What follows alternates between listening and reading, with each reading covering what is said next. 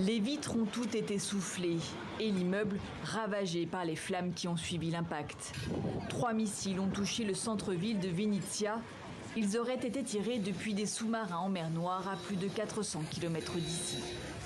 Les secours s'activent, les victimes se comptent par dizaines, parmi elles de jeunes enfants. La plupart se trouvaient dans la rue jeudi matin au moment de l'attaque.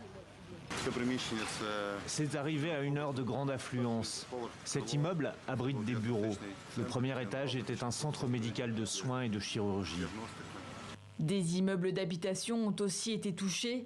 La Russie assure avoir visé la maison des officiers où des nationalistes ukrainiens étaient postés.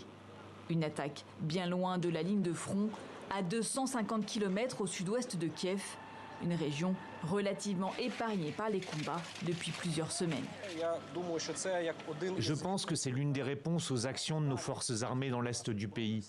L'ennemi ne peut pas répondre de manière adéquate. Ils commettent de tels crimes de guerre pour intimider la population et l'armée. De nouvelles frappes alors que la Cour pénale internationale et la Commission européenne organisaient une conférence sur les crimes commis en Ukraine. Le président Volodymyr Zelensky y participait. Il a dénoncé un acte de terrorisme.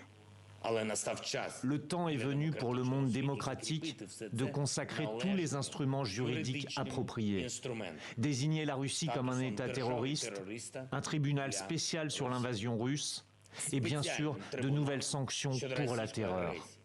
Il n'y a pour l'heure aucun bilan global des victimes civiles de la guerre en Ukraine. L'ONU a déjà recensé au moins 5000 morts, dont plus de 300 enfants. Mais leur nombre est sans doute bien supérieur.